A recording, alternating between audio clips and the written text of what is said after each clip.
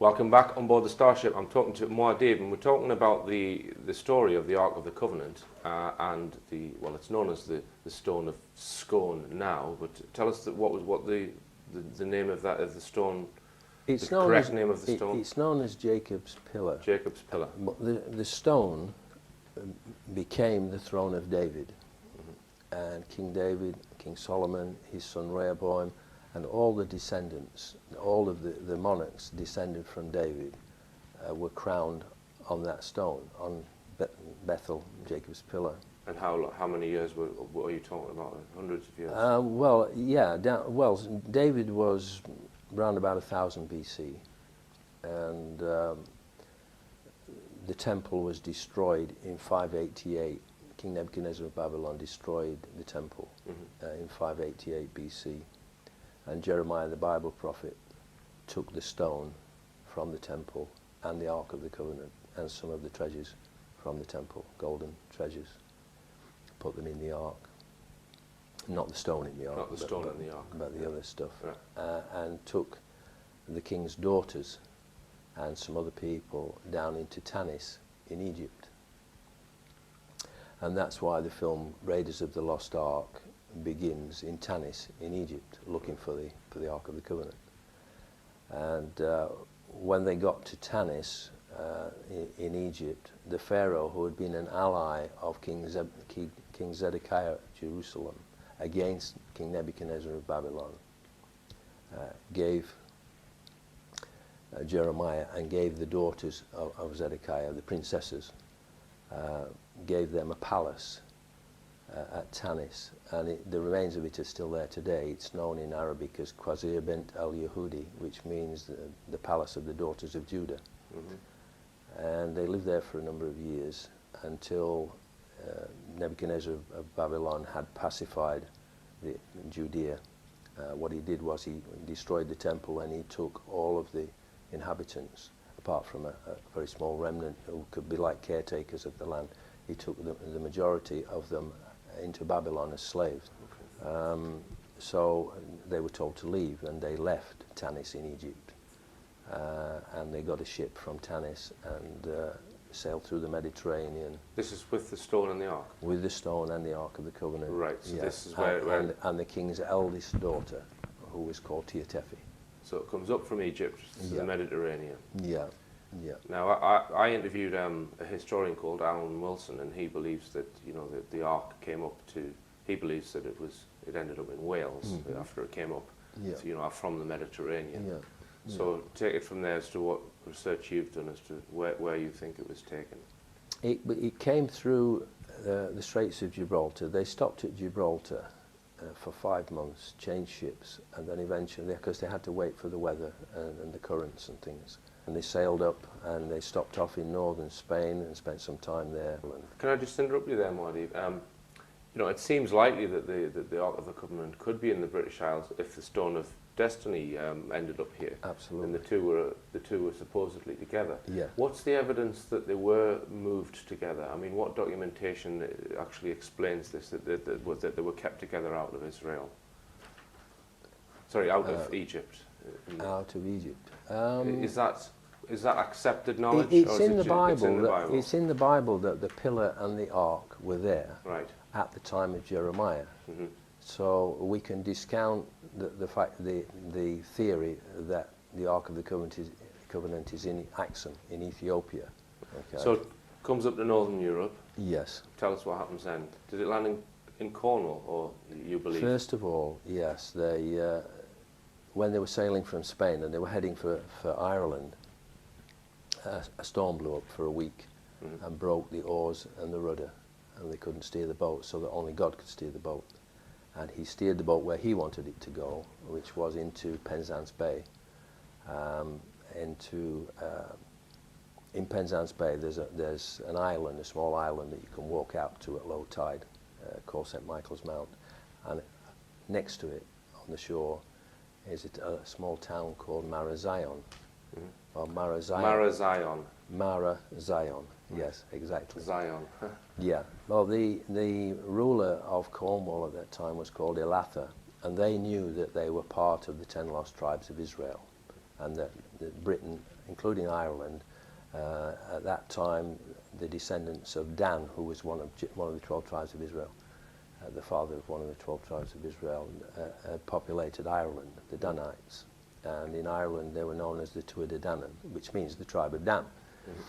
Okay, but in Cornwall, Elatha was the ruler there, and they knew that they were Israelites. And when Jeremiah, and the boat was blown into their location, and Jeremiah, and she had then become the queen. Tiatefi was the elder daughter of King Zedekiah of Jerusalem. But once he had, and his sons had all been killed, they all died in Babylon, she then became the Queen of Israel. And so when Jeremiah and the Queen of Israel, Tiatefi, landed at Marazion, they told Elatha about the fall of Jerusalem, the destruction of Solomon's temple, and all that had happened. And he wept bitterly over the fall of Zion.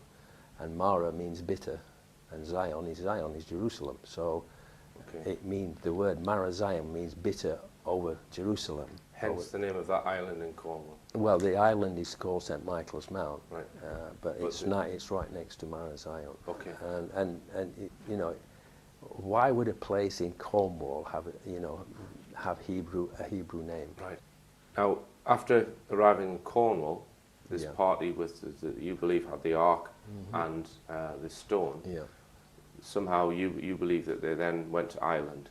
Yes, they were headed for Ireland, and so Elatha sent messengers across to Ireland, to Tara, to the High King of Ireland, who was called Eochaid, and asked if they would have safe passage and if they would be looked after once they arrived in Ireland, and that there would be no funny business.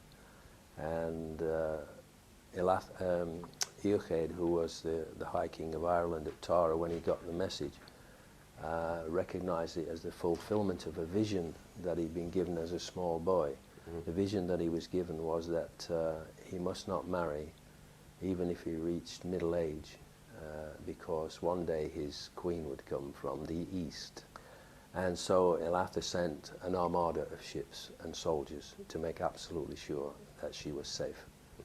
Anyway, she arrived at Tara and she married Eochaid, the High King of Ireland.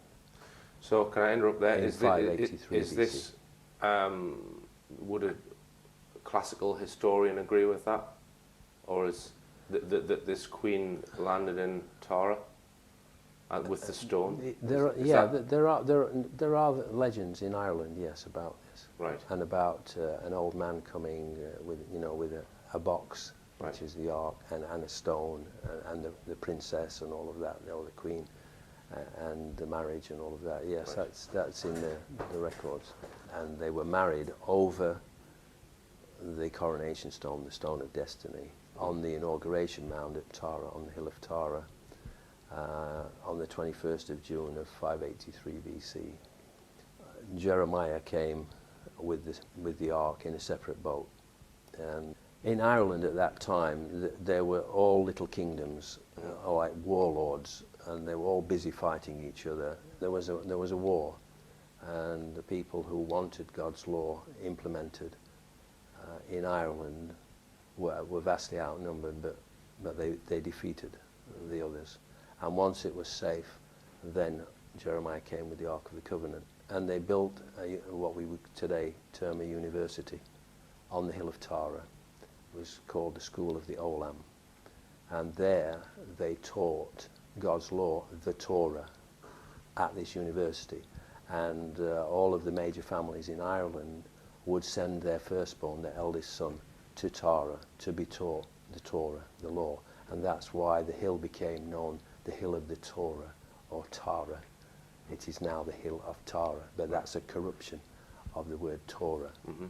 And you believe the ark was put underneath that hill? Yes, yeah. Right. And was the stone with the ark at that point? Or? No, the stone, well, they were both on the Hill of Tara, but the stone was kept on the inauguration mound so right. that all of the kings of Ireland could be crowned on it.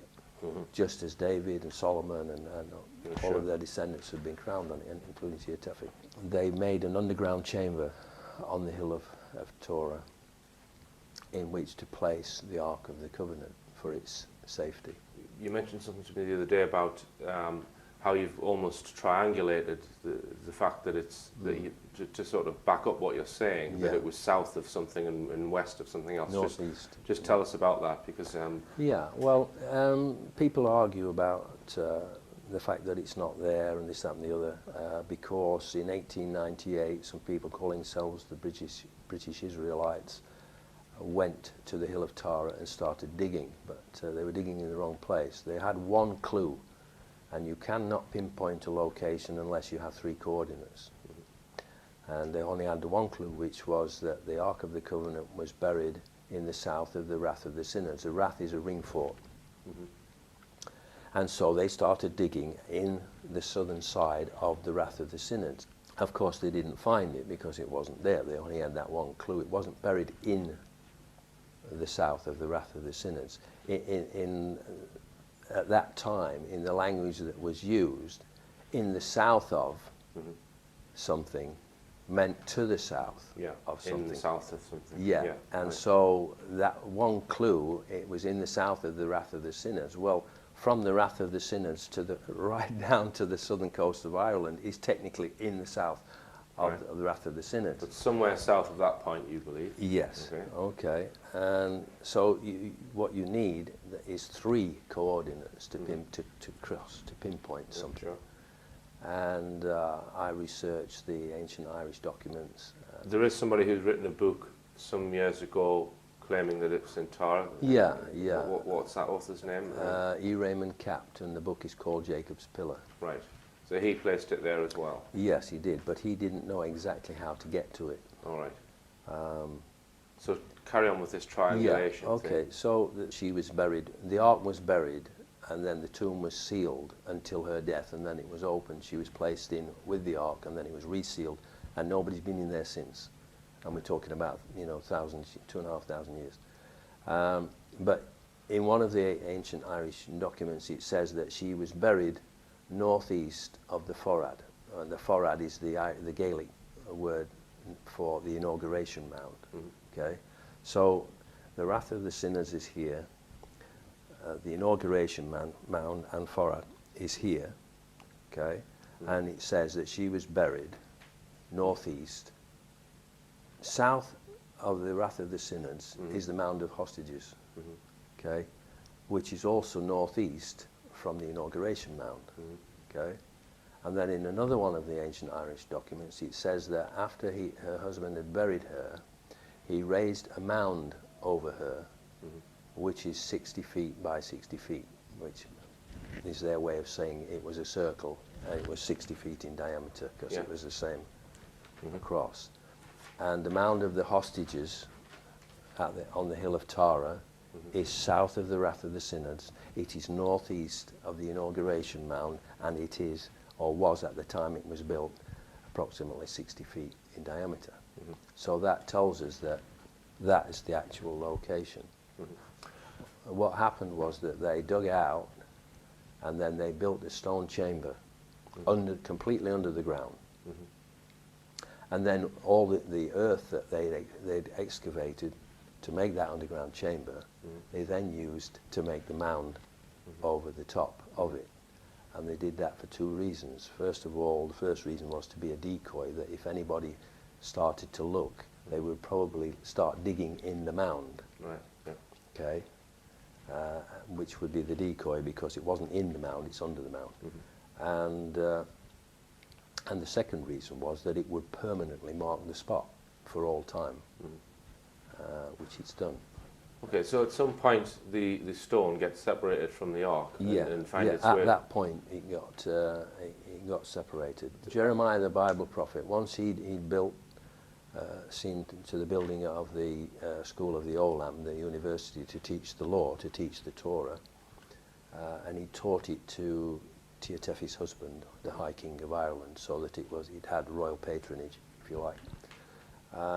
he then died after they'd buried the Ark of the Covenant, and his job was done, because he was an old man by that time, and he died on the 21st of September of 581 BC, and he was buried in a stone cairn at Loch Crew, and it's now called Cairn T. There's a number of cairns there, and they've given them letters to identify them. Right. And this particular one is Cairn T, and inside it there are 35 stones with what we would call hieroglyphics on.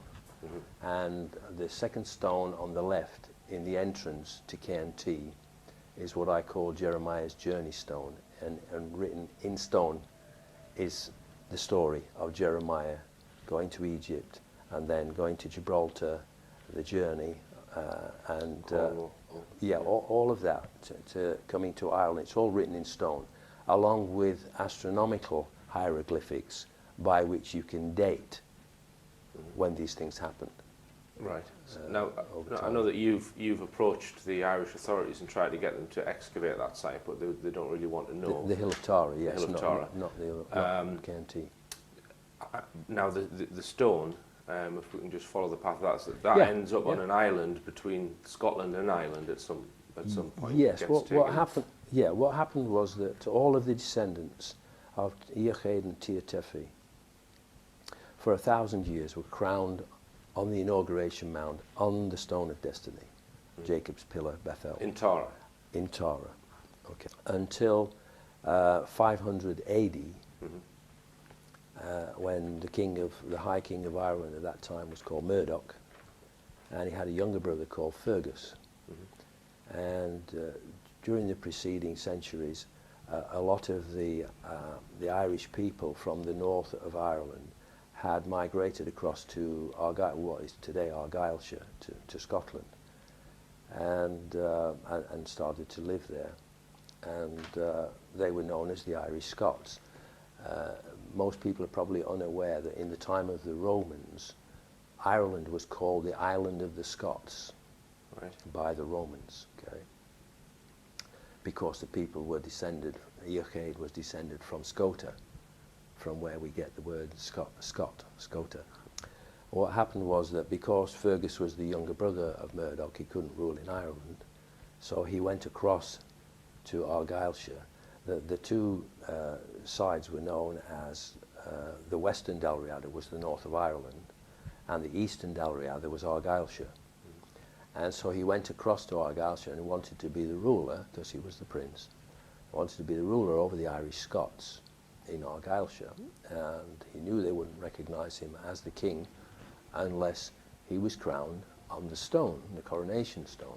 So he borrowed the coronation stone from his brother at Tara, and he took it to Donad in Argyllshire. And there he was crowned Fergus More, which means Fergus the Great, the first king of the Irish Scots.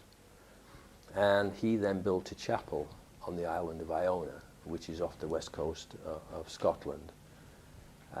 Built a chapel, and the stone was then placed. He didn't send it back to Ireland, to his brother at Tara. He placed it in the chapel. So it's now on the island of Iona. At this point, it's on the island of Iona. Columba is known as Saint Columba. He went to the chapel that his uncle Fergus had built to house the stone, and he used the stone as his pillow, just as Jacob had used it thousands of years before.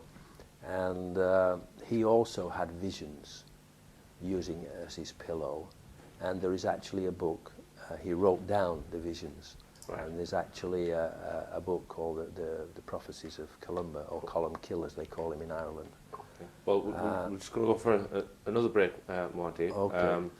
And we still the stone still isn't on the mainland yet, but we'll talk about that after this break.